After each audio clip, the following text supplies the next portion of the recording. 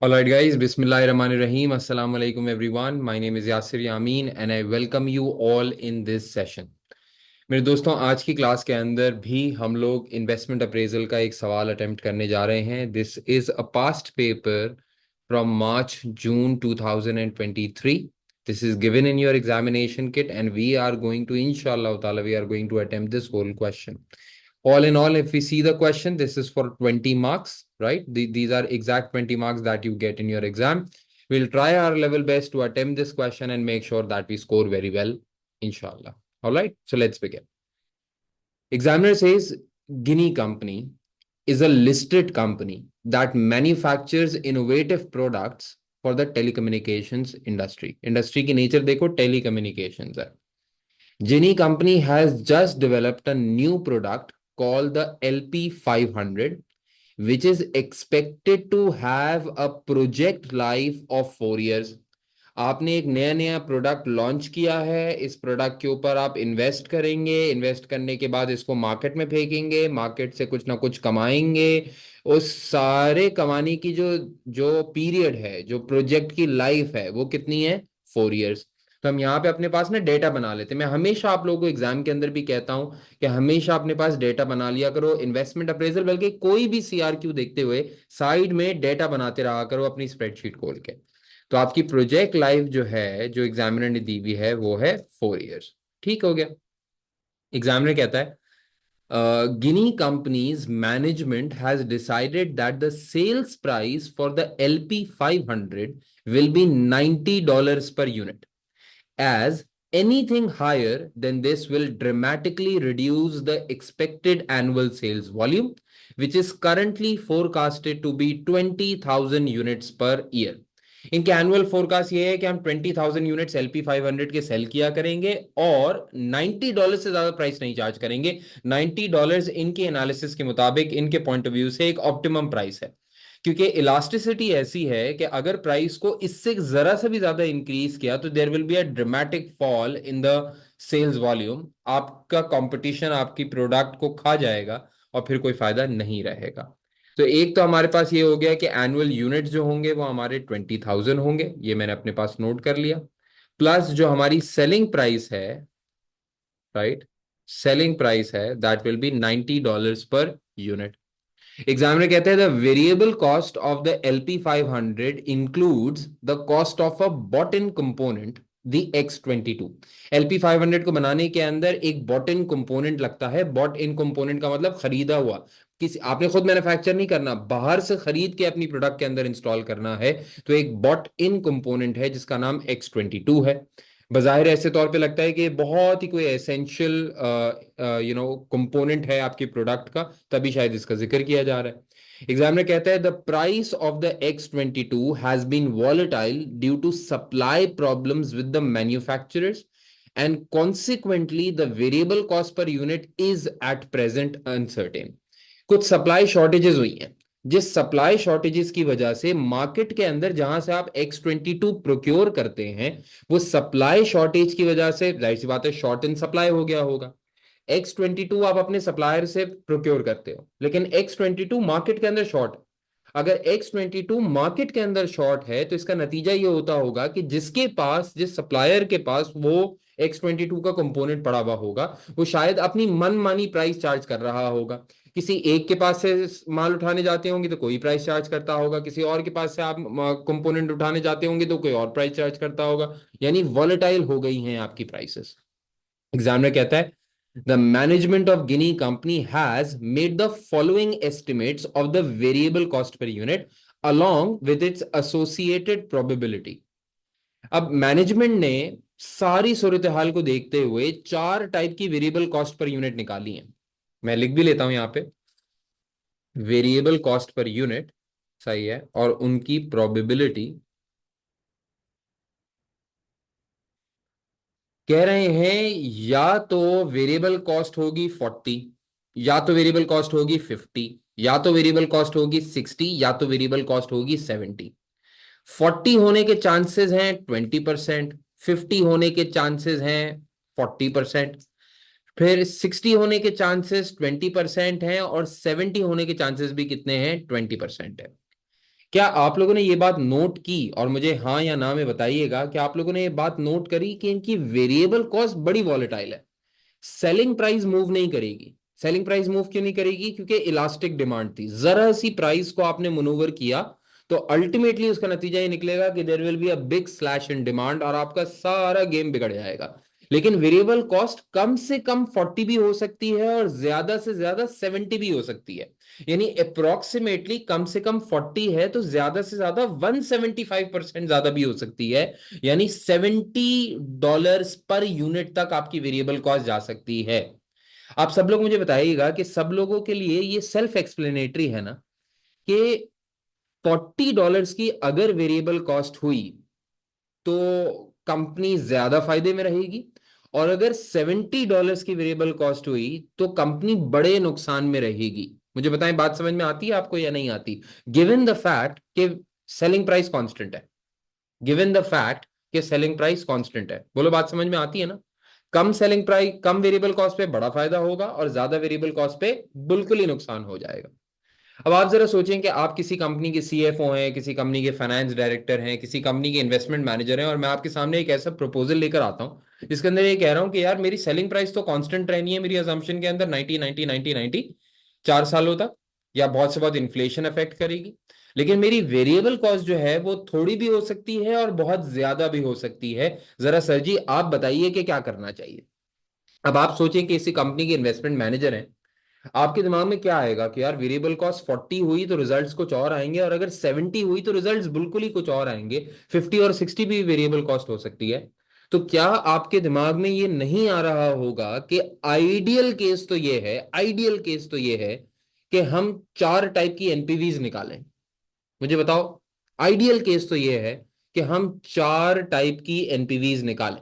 Variable cost 40 रख के निकालें, 50 रख के निकालें, 60 रख के निकालें, 70 रख के निकालें। सब लोग मुझे जवाब दें हाँ या ना। बात समझ में आती है नहीं आती? आइडियल केस तो ये है कि प्रॉपर एनालिसिस करने के लिए 4 डिफरेंट टाइप की नेट प्रेजेंट वैल्यूज कैलकुलेट होनी चाहिए और असेस होना चाहिए कि कौन सा वाला केस सबसे ज्यादा बेस्ट केस होगा। बोलो हाँ या ना। बोलो हाँ या ना। जी भाई बोलिए, बताइए, बात समझ में आ रही है या नहीं आ रही? ओके, रिप्लाई रिस्पॉन्ड सबने करना है बेटा। हम्म। Very good. अब मेरे बच्चे सोचो, थोड़ी देर के लिए अबू बकर सोचते हैं। अज्यूम कर लीजिए कि हम 4 एनपीवीज निकाल भी लेते हैं, तो कौन सी एनपीवी सबसे करेक्ट है ये कैसे पता लगेगा?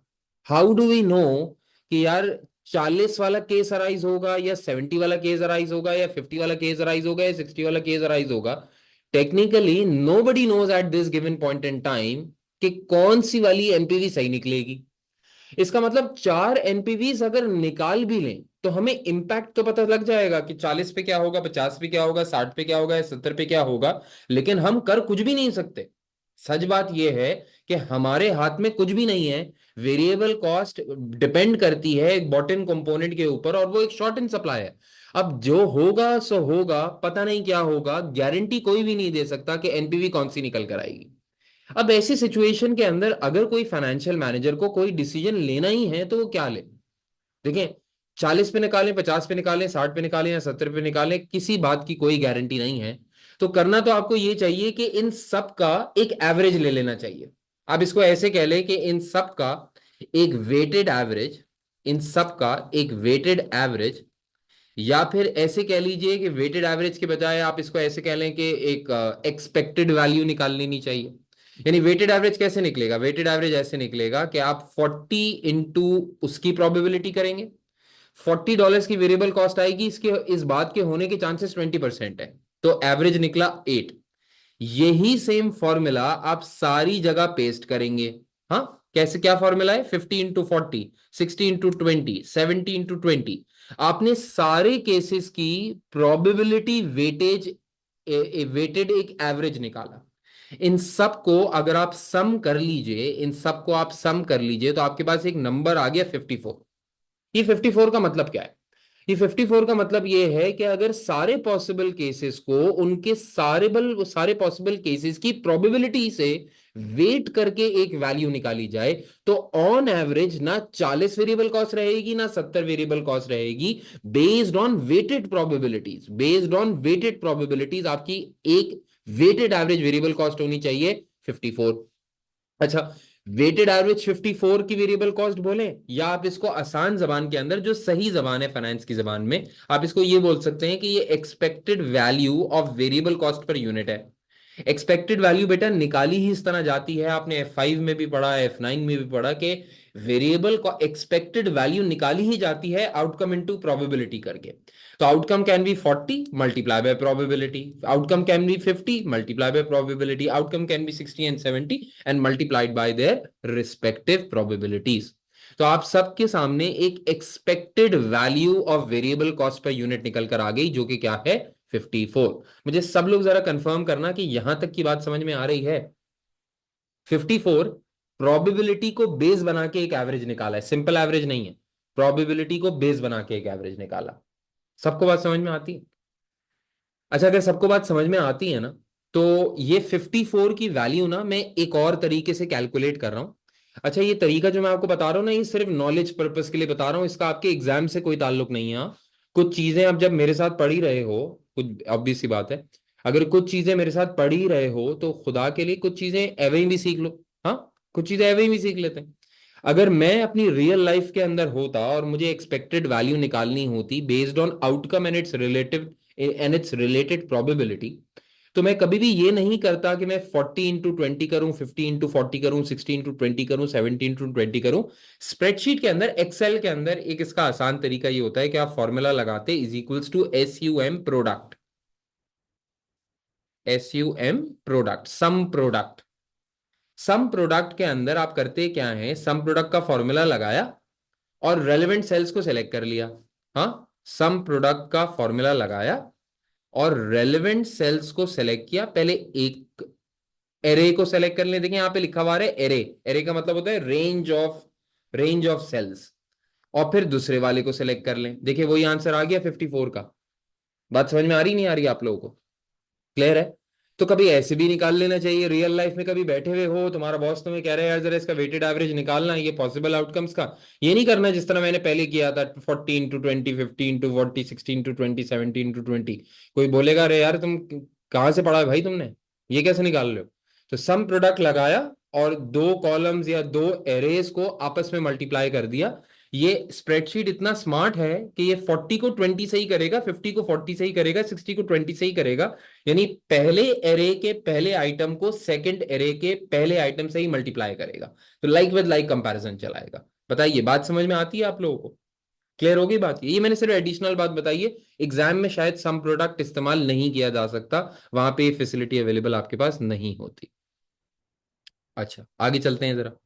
एग्जामिनर कह रहा है बेटा incremental fix cost will be 300,000 per year. हम नोट कर लेते हैं अपने पास, फिक्स कॉस्ट कितनी होगी भाई हमारे पास 300,000। ये भी नोट कर लिया भाई, अल्लाह माफ करे। ये तो इसको भाई हम परसेंटेज से जरा फॉर्मेट हटा दें। ये फिक्स कॉस्ट 300,000 पर ईयर हो गया। कहते हैं all of the above figures are expressed in current price terms. Can anyone tell me what do you mean by when it is written that all of the above figures are in current price terms? Current price terms का मतलब क्या होता है? If anyone can tell. Very good, inflation will start from year 1। जो भी price levels आपको लिख के दिए हुए वो ईयर 0 लेवल के ऊपर लिख के दिए हुए, तो जो भी इन्फ्लेशन अप्लाई होगी वो ईयर 1 से अप्लाई होना स्टार्ट हो जाएगी। क्लियर? Very good. एग्जामिनर कहता है sales price inflation is expected to be 5% per year. Variable cost per unit inflation and fix cost inflation are both expected to be 3% per year. हम inflation का data अपने पास note कर लेते हैं, सही है? तो ये हमारे पास सेलिंग प्राइस इन्फ्लेशन है 5% per year, applicable from year 1। And variable cost per unit and fix cost की जो इन्फ्लेशन होगी वो पर एनम हमारे पास आएगी 3% per year starting from year 1। Examiner कहता है new plant and equipment costing $1.5 million will need to be purchased at the start of the first year of operation. इसका क्या मतलब होता है at the start of first year of operation? Start of first year क्या मतलब? Start of first year का मतलब क्या होता है भाई? Year zero. हाँ, ईयर जीरो एंड क्या? Year zero means now. तो ईयर जीरो एंड कोई चीज नहीं होती है, ईयर जीरो अभी को कहते हैं, अभी का एंड अभी होता है, ठीक है ना? तो $1.5 million. New plant and equipment costing $1.5 million will need to be purchased at the start of first year of operations and is expected to have a residual value of 125,000 in nominal terms at the end of year 4. Already आपको बनी बनाई चौथे साल की value बताई है। देखो nominal terms का मतलब क्या हुआ, इसके अंदर इन्फ्लेशन का इंपैक्ट शामिल है। तो नॉमिनल टर्म्स चौथे साल की डायरेक्ट आपको फिगर बता दी, इसको ना इन्फ्लेट करने की जरूरत है ना कुछ और करने की जरूरत है। चौथे साल में आपके हाथ में सामने वाला पैसे कितने रखेगा, अंदाजन रेजिडुअल वैल्यू कितनी रखेगा, 125,000 की। एग्जामिनर कहता है Guinea pays corporation tax at the rate of 20% and taxes payable at the end of the year following the year to which it relates. कह रहे हैं टैक्स इन अरियर्स है, टैक्स इन अरियर्स है, और rate कितना है, 20% का। कहते हैं the company can claim tax allowable depreciation at a rate of 25% per year on a reducing balance basis with a balancing adjustment in the year of disposal. Tax depreciation का rate कितना है भाई, और वो भी आरबीएम, 25% आरबीएम। गुड है भाई, कोई प्रॉब्लम तो नहीं है भाई अभी तक? एग्जामिनर कहता है additional working capital totalling $100,000 will also be required at the start of the project. Working capital inflation is expected to be 3% per year. हम यहां लिख लेते हैं वर्किंग कैपिटल इन्वेस्टमेंट हमारे पास से होगी 1 लाख की, और कह रहे हैं कि वर्किंग कैपिटल इन्फ्लेशन यानी इंक्रीमेंटल वर्किंग कैपिटल जो कैलकुलेट होगा वो 3% के ऊपर कैलकुलेट होगा। Guinea companies normal weighted average cost of capital for projects of this nature is 12%। तो हमारा डिस्काउंट रेट जो है वो डिस्काउंट रेट कितना है, 12%। मुझे बताएं सब लोगों को बात समझ में आ रही है? कोई प्रॉब्लम तो नहीं है भाई किसी को? All good, done. Examiner for 12 marks, which is 60% of the total marks of the question. Examiner says calculate the expected NPV of the LP 500 project and comment on its financial acceptability. तो भाई साफ बात यह है कि हमें NPV निकालनी है। अच्छा, एनपीवी निकालने के लिए कहने से हमें सबसे पहले कुछ वर्किंग्स कर लेनी चाहिए, जैसे कि हम हमेशा किया करते थे। तो कुछ वर्किंग्स कर लेते हैं, सही है? वर्किंग्स के अंदर सबसे पहले कर लेते हैं working one, and working one should be about sales.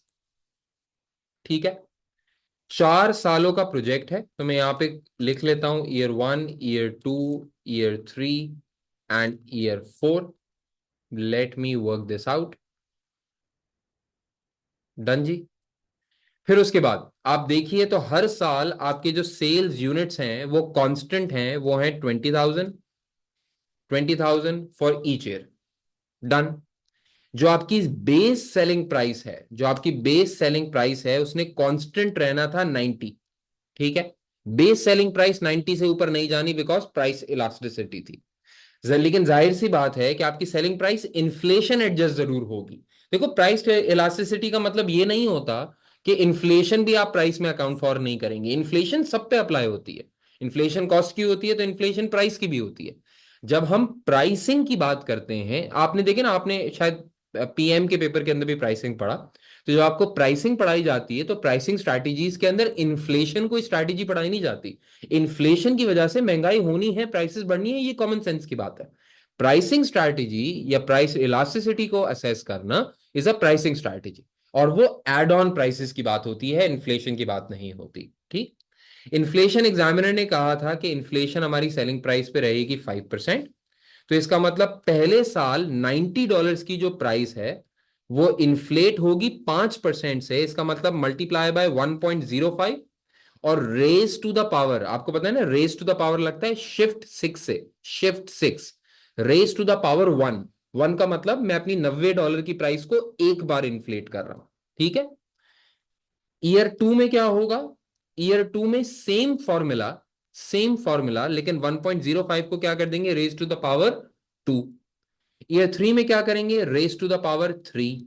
और ईयर 4 में क्या करेंगे, रेज टू द पावर 4।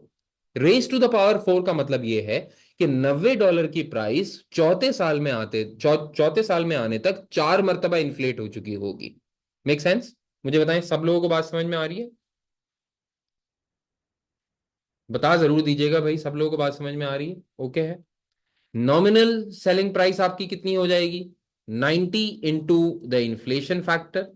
हर साल की हमने कैलकुलेट कर ली selling price.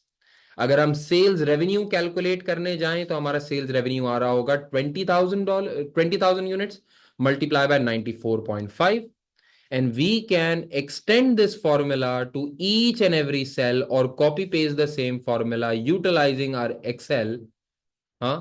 And we can calculate sales. Here we go with sales. Good enough? Is it okay with everyone? Hmm? Let's go for working number 2, guys. Working number 2. Now for working number 2, we go with variable cost. ठीक है? Next cost थी। ऊपर से थोड़ा सा format copy कर लेता हूं। ऊपर वाले सेल्स में गया, शिफ्ट दबा के राइट वाइट किया, सारे सेल्स को सेलेक्ट किया, कंट्रोल सी किया, नीचे लाया और कंट्रोल वी कर दिया ताकि ऊपर के years as it is copy हो जाए।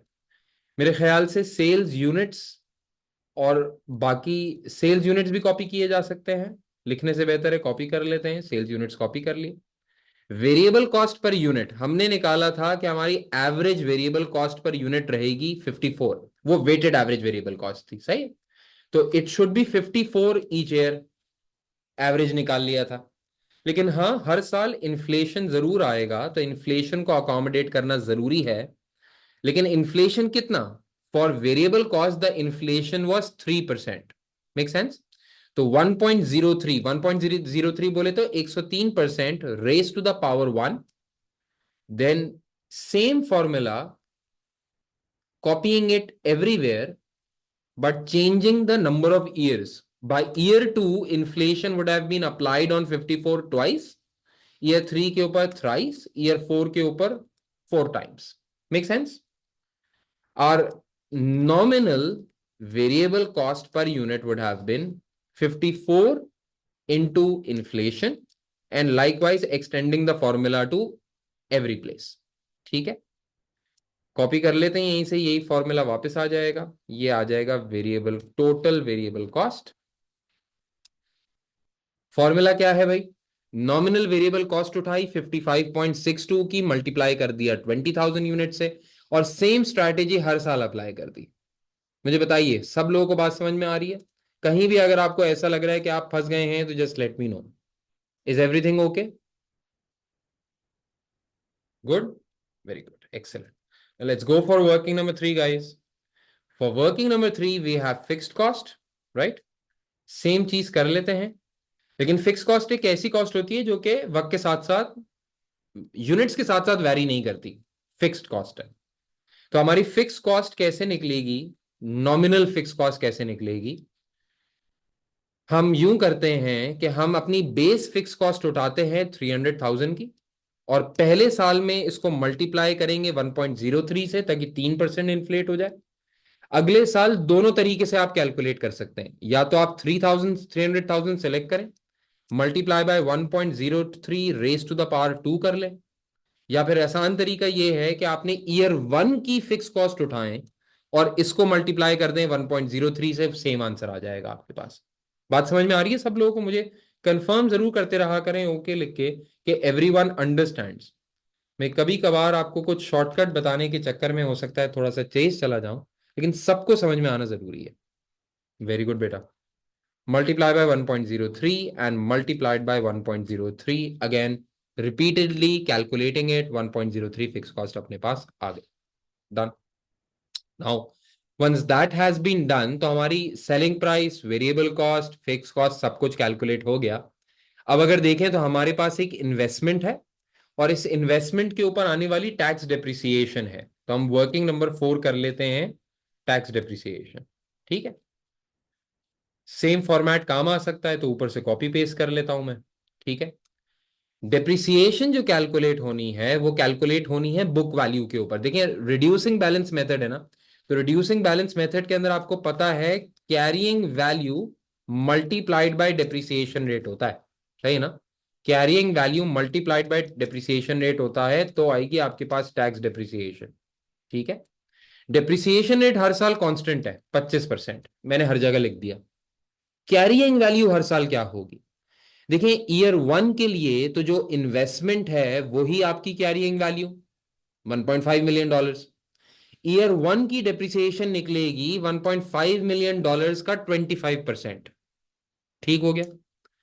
ईयर 2 के अंदर नेटबुक वैल्यू पे परसेंटेज लगानी है, तो हमारी कॉस्ट थी $1.5 मिलियन। पुरानी डेप्रिसिएशन इसमें से माइनस करते हैं 375 की, तो बुक वैल्यू आ गई, कैरिंग वैल्यू आ गई 1,125,000। इसके ऊपर अप्लाई कर देंगे 25%। Simple spreadsheet multiplication. कभी कभार स्टूडेंट्स मुझसे पूछते हैं कि सर क्या हम ये काम कर सकते हैं कि हम पेपर पे सॉल्व कर लिया करें और उसके बाद एक्सेल के अंदर अपने एग्जाम के अंदर जाके लिख दें। इंतहाई फजूल आइडिया।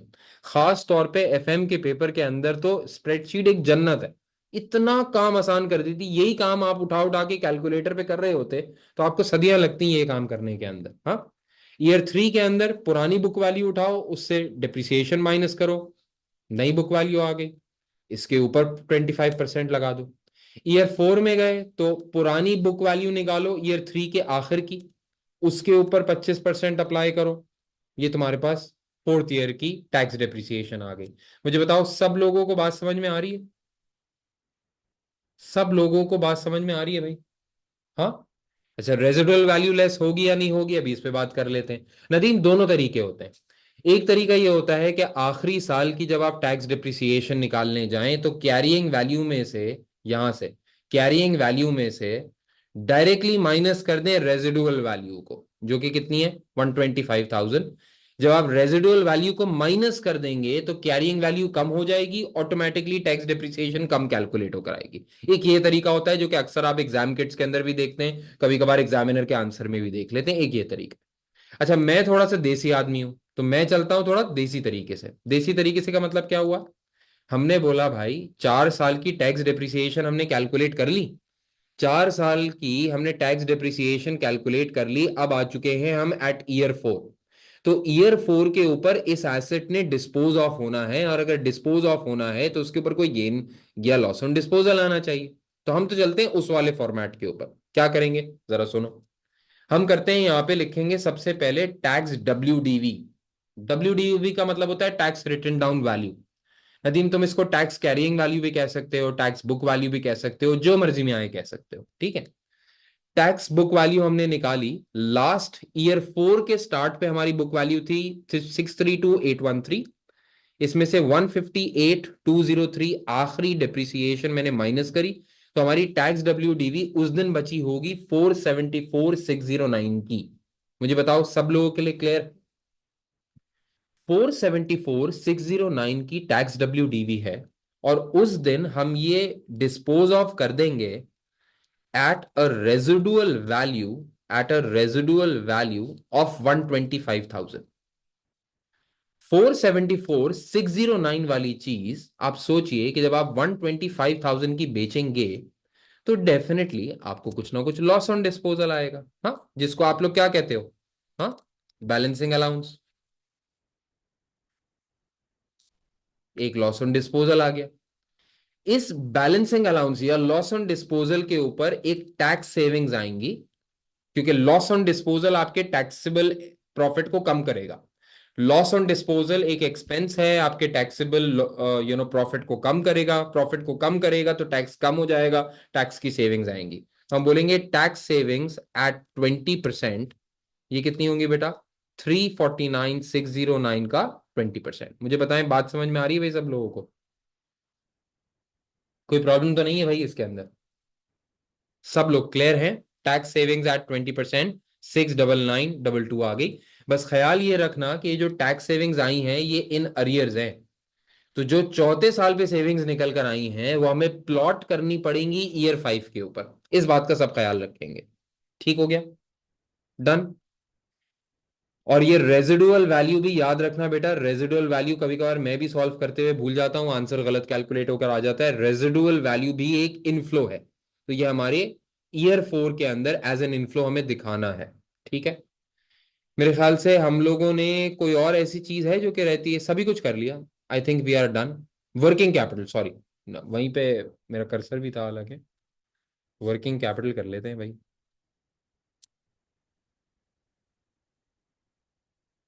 यहाँ लिख लेते हैं वर्किंग नंबर 5, और वर्किंग नंबर 5 का नाम रख लेते हैं जी वर्किंग कैपिटल। ठीक है जी, वही सेम चीज है भाई। अच्छा, वर्किंग कैपिटल के अंदर भाई ख्याल रखना, हम स्टार्ट जो करेंगे वो ईयर 0 से स्टार्ट करेंगे। क्यों भाई, जरा सुन लेना क्या लिखा हुआ था। Additional working capital totaling $100,000 will be required at the start of the project. Start of the project का मतलब क्या हुआ? आज से। आज से पैसा इन्वेस्ट करना पड़ेगा 100,000 का। तो आज से पैसा इन्वेस्ट करेंगे और ये आने वाले साल तक चलता रहेगा। आने वाले साल तक ये चलता रहेगा। कैसे चलेगा बताता हूं अभी। तो मैं यहां पे लिख देता हूं क्यूमुलेटिव या टोटल वर्किंग कैपिटल। पहले साल हम वर्किंग कैपिटल, सॉरी पहले साल नहीं, पहले साल के स्टार्ट पे, यानी ईयर 0 के ऊपर हम वर्किंग कैपिटल इन्वेस्ट करेंगे 100,000 का। ऑल गुड, ठीक है। एग्जामिनर ने बोला था ये इन्फ्लेट होगा 3% से, यानी ईयर 1 के स्टार्ट के ऊपर या ईयर 1 के आखिर के ऊपर हमें चाहिए होगा 1.03, 3% ज्यादा। फिर एक बार 1.03, 3% ज्यादा। फिर 1.03, 3% ज्यादा। यानी हर साल हमें एक्स्ट्रा वर्किंग कैपिटल चाहिए होगा। आज पैसा इन्वेस्ट करेंगे ईयर 0 के ऊपर, ईयर 1 में काम आएगा। ईयर 1 में इन्वेस्ट करेंगे, ईयर 2 के काम आएगा। 2 में इन्वेस्ट करेंगे, 3 में काम आएगा। 3 में इन्वेस्ट करेंगे, 4 में काम आएगा। लेकिन याद रखना कि 4 के आखिर में there will be a working capital recovery. 4 के आखिर में there will be a working capital recovery. आखिरी साल में जाके पूरा का पूरा पैसा क्या हो जाएगा, रिकवर हो जाएगा। याद है ना आप लोगों को एनपीवी की अजम्पशंस। अच्छा, हमने टोटल वर्किंग कैपिटल से इतना काम नहीं लेना होता जितना इंक्रीमेंटल वर्किंग कैपिटल से काम लेना होता है। पहले ईयर 0 के अंदर तो इंक्रीमेंटल वर्किंग कैपिटल 100,000 का आउटफ्लो ही होगा। दूसरे साल के अंदर हमें 103,000 तक का, 103,000 तक का वर्किंग कैपिटल चाहिए। इसका मतलब हमें इंक्रीमेंटल कितना इन्वेस्ट करना पड़ेगा? इंक्रीमेंटल कितना इन्वेस्ट करना पड़ेगा? 3,000। ईयर 2 में इंक्रीमेंटल कितना इन्वेस्ट करना पड़ेगा? 103,000 से 106,090 तक जाने के लिए 3,090। और फिर तीसरे साल में कितना इन्वेस्ट करना पड़ेगा? 3,183। चौथे साल के अंदर जाके ये क्या हो जाएगा, पूरा का पूरा रिकवर। मुझे बताएं, सब लोगों को बात समझ में आती है? हमने वर्किंग कैपिटल भी कैलकुलेट करके रख लिया। All good. सब लोग बताइएगा, देखें एक आधे लोग ना बोला करें, सब पूरी क्लास बताए ओके है। Done, very good. मेरे बच्चों, once this is done, so finally I think we have done it all. So now we can move on and create NPV layout and calculate NPV। 4 साल का project है, इसका मतलब 5 column बनाने पड़ेंगे। तो year 0, year 1, year 2, year 3, year 4। बल्कि एक एक्स्ट्रा कॉलम भी बनाना पड़ेगा क्योंकि टैक्सेशन इन अरियर्स का सवाल है। तो ईयर 5 तक के कॉलम्स बना लिए मैंने। ठीक है बेटा, ये मैंने ईयर 5 तक के कॉलम्स बना लिए। सबसे पहले बेटा मैं स्टार्ट करता हूं इन्वेस्टमेंट से। प्रोजेक्ट करेंगे तो ये प्रोडक्ट बनाने के लिए जो भी 550 है, जो भी प्रोडक्ट का नाम था, उसमें पैसा लगाना पड़ेगा, इन्वेस्ट करना पड़ेगा। इज इक्वल्स टू माइनस, मैं हमेशा कहता हूं एग्जाम में भी लिंक कर करके काम किया करो। इज इक्वल्स टू माइनस, अपने डेटा के ऊपर जाओ। कितना था भाई इन्वेस्टमेंट? $1.5 मिलियन। आ गया $1.5 मिलियन यहाँ पे। ठीक है, यहाँ पे मैं इसका फॉर्मेट थोड़ा सा बेहतर कर देता हूँ, $1.5 मिलियन। ठीक है। वर्किंग कैपिटल अभी नहीं लिख रहा क्योंकि इंक्रीमेंटल वर्किंग कैपिटल है, उस पर टैक्स वैक्स ना लग जाए, इसलिए मैं वर्किंग कैपिटल इन्वेस्टमेंट अभी नहीं लिख रहा। स्टार्ट करता हूँ डायरेक्ट सेल्स से। ठीक है, सेल्स की अगर मैं बात करूं भाई, तो सेल्स आपके पास कितनी है? पहले साल में है 1,890। दूसरे साल में है, आई होप कि आप देख रहे हैं, 1,984,500। तीसरे साल में आप देख रहे हैं 2,083,725। चौथे साल के अंदर आप देख रहे हैं 2,187,911। डन। हर साल की वेरिएबल कॉस्ट ले लेते हैं, ठीक है, is equals to minus outflow होता है वेरिएबल कॉस्ट, तो नेगेटिव में लेके आऊंगा 112400, 1145772, 1180145, and likewise 1215550। Done. Fix cost की बात करते हैं। फिक्स कॉस्ट कितना है भाई? 309000, 318270। मैं सिंपली क्या करूंगा, सेम, क्योंकि मैं ड्रैग करके भी कर सकता हूं ये काम, मैंने लिंक किया हुआ है, तो ऑटोमेटिकली सेल्स ड्रैग होके वो सारे के सारे नंबर यहाँ पे फिक्स कॉस्ट के आ गए। ठीक हो गया? डन।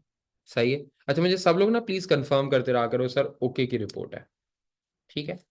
टैक्स डिप्रिसिएशन के ऊपर आ जाते हैं।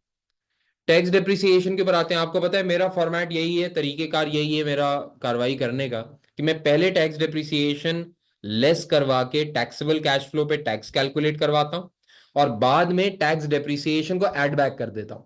इससे वही इंपैक्ट आता है जो कि टैक्स सेविंग्स को सेपरेटली कंसिडर करने से आता है। फर्क कोई भी नहीं पड़ता। मेरे हिसाब से ये वाला फॉर्मेट शायद ज्यादा सूटेबल है, इजी भी रहता है।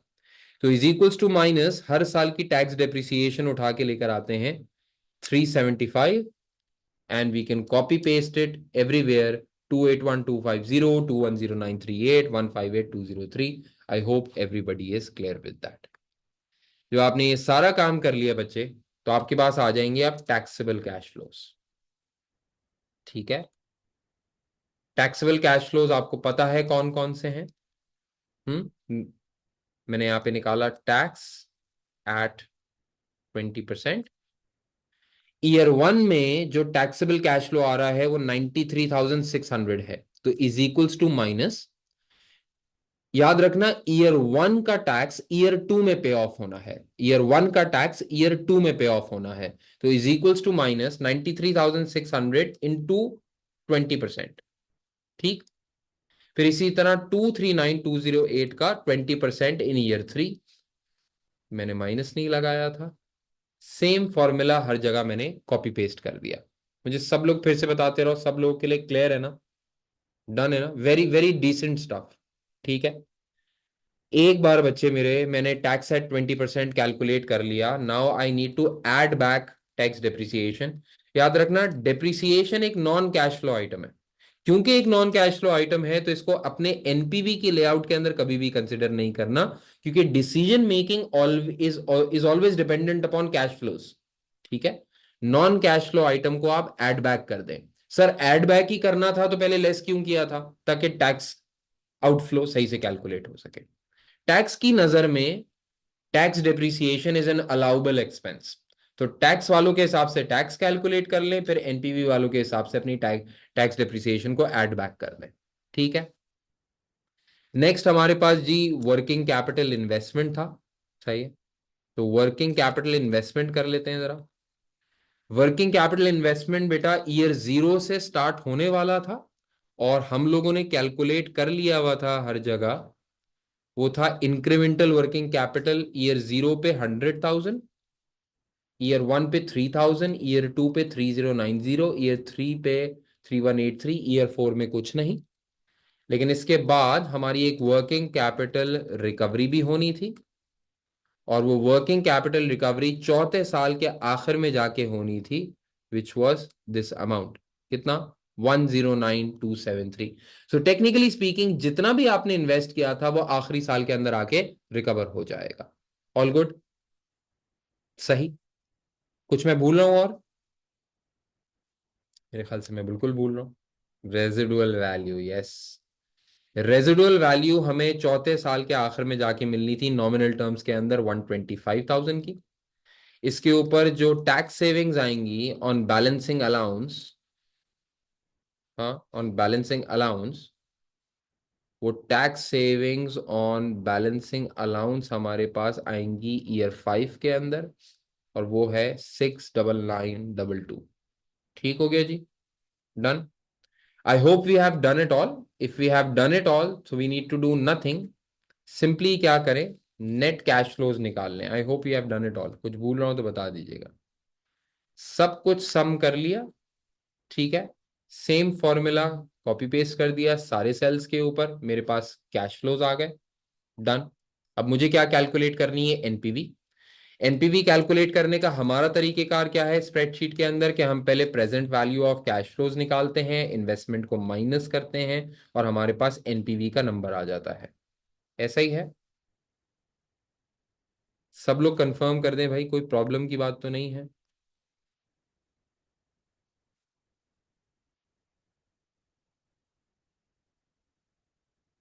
All okay. ठीक। कैसे निकालेंगे present value of cash flows? Is equals to NPV का फॉर्मूला। याद रखिएगा, इज इक्वल्स टू एनपीवी का फॉर्मूला आपके एग्जाम के अंदर भी एप्लीकेबल होता है। आपने यही फॉर्मूले से सारी कैलकुलेशंस करनी है, स्प्रेडशीट में लगेगा ये फॉर्मूला। तरीकेकार क्या है वो आपको आना चाहिए। जब भी आप एनपीवी का फॉर्मूला लगाएंगे तो वो सबसे पहले आपसे पूछेगा डिस्काउंट रेट। हमारे केस के अंदर as far as I remember, yes, the discount rate was 12%। तो आपने यहां लिखा एनपीवी 12%। फिर मैं अपने कंप्यूटर की सेटिंग्स की वजह से सेमाई कोलन अप्लाई कर रहा हूं, आप कॉमा अप्लाई करेंगे। आप लोग कॉमा अप्लाई करेंगे, मैं सेमाई कोलन कर रहा हूं, आप कॉमा अप्लाई करेंगे। जब आप कॉमा अप्लाई कर दें तो सारे सेल सेलेक्ट कर लें except year zero. Except year zero, अगर ईयर जीरो को भी सेलेक्ट किया तो ईयर जीरो भी डिस्काउंट हो जाएगा। तो एक्सेप्ट ईयर जीरो सारे सेल्स को सेलेक्ट कर लीजिए। ये आपके पास present value of cash flows आ गई। आप इन्वेस्टमेंट रखिए यहां पे 1.6 मिलियन डॉलर्स की, आप नेट कर लीजिए तो आपके पास एनपीवी आ गई 78213 की। हमारा डिसीजन क्या होना चाहिए? Therefore therefore the project is acceptable based on financial grounds. Done. ये हमारा सोल्यूशन हो गया। 12 marks, 12 marks, can you believe? March June 2023 के अंदर for this was 12 marks। 12% of your paper was just for calculating a very simple NPV. लेकिन अब सिर्फ 12 तो नहीं लेने ना, बाकी भी लेने हैं हमने, तो बाकी भी ले लेते हैं चल के। सुनिए जरा, पार्ट बी आ गया भाई, 2 मार्क का। 2 मार्क भाई, 2 मार्क। कह रहे हैं briefly discuss how your decision in part A will help Guinea achieve their primary objective. देखो बच्चे, गिनी जो है ना, गिनी देखो, गिनी है एक लिस्टेड कंपनी। कोई भी लिस्टेड कंपनी हो, खास तौर पे लिस्टेड कंपनी हो, किसी भी लिस्टेड कंपनी का ऑब्जेक्टिव क्या होता है, प्राइमरी ऑब्जेक्टिव क्या होता है? अभी पता लग जाएगा कितने लोग एफएम सही से पढ़ रहे हैं। व्हाट इज द प्रिंसिपल या primary objective of a commercial organisation, और in this case a listed organisation? Primary objective क्या होता है?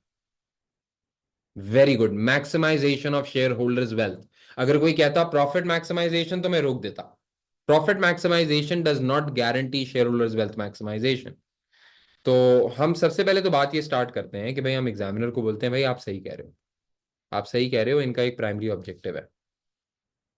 हम लिखते हैं भाई, since Guinea company is a listed company, therefore their primary objective would be to maximize shareholders wealth। अब examiner ने पूछा था referring to your answer number 1, मुझे समझाएं कि ये पॉजिटिव एनपीवी आंसर आया है, पॉजिटिव एनपीवी आंसर आया है, ये शेयर होल्डर की वेल्थ मैक्सिमाइजेशन के अंदर कैसे सपोर्ट करेगा? तो भाई अभी बता देते हैं आपको। हम बोल देते हैं भाई, नेक्स्ट लाइन में लिख रहा हूं, since NPV is positive, it means that additional $78,213 would be the value added into the business after compensating for cost of capital। देखो, 78,213 की जो हमने एनपीवी निकाली है, ये after compensating cost of capital है। यानी जो minimum basic required rate of return है ना आपके इन्वेस्टर्स का, आपने वो वापस करने के बाद जो बिजनेस के अंदर बचाया वो 78,213 है। देखो, जो चीज तुमने बिजनेस के अंदर बचाई, देखो मिसाल के तौर पे मैं आपको एक मिसाल देता हूं। अंजलि, लेट्स से तुम मेरे पास, तुम जॉब करती हो और मैं तुम्हें 10,000 रुपीज पे करता हूं। तुम एक महीने जॉब के ऊपर आई, मैंने तुम्हें 10,000 पे किया। तुम दूसरे महीने जॉब के ऊपर आई, मैंने तुम्हें 10,000 पे किया। तुम तीसरे महीने जॉब के ऊपर आई तो मैंने तुम्हें 10,000 पे किया।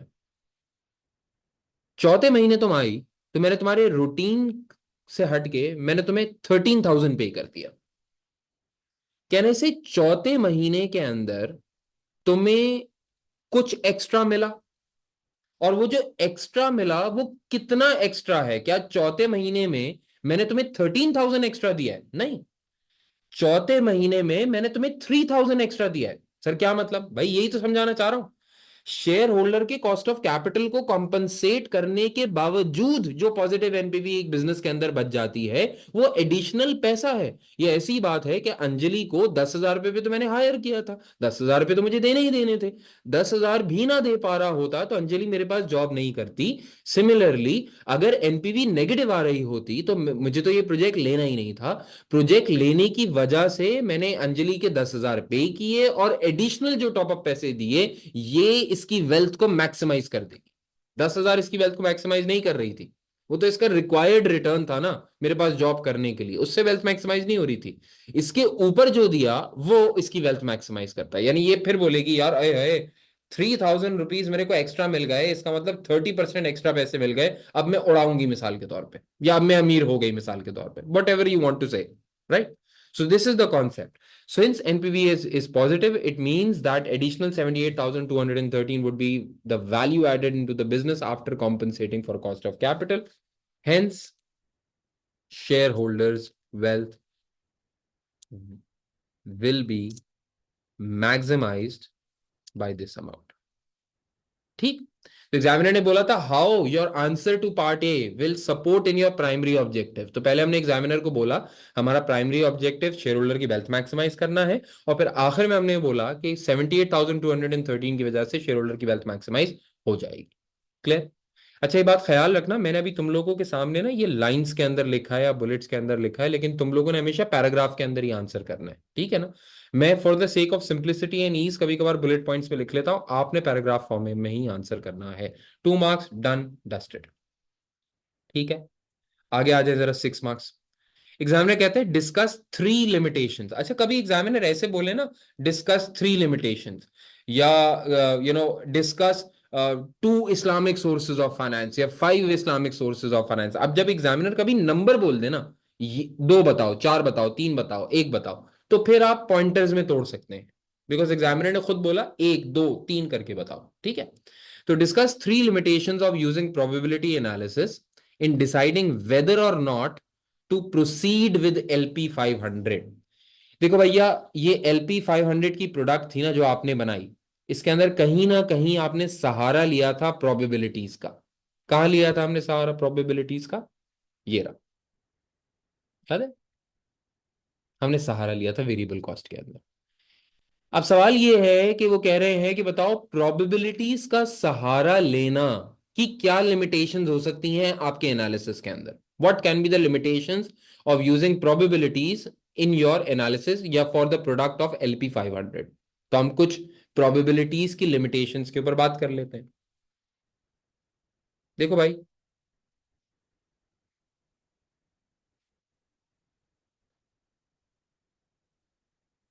limitations of using probabilities for investment appraisal can be, right? पहली बात करते हैं। देखो, आइडियली आइडियली जो प्रोबेबिलिटीज कैलकुलेट होती है ना, वो कैलकुलेट होती हैं based on historic data and trend analysis.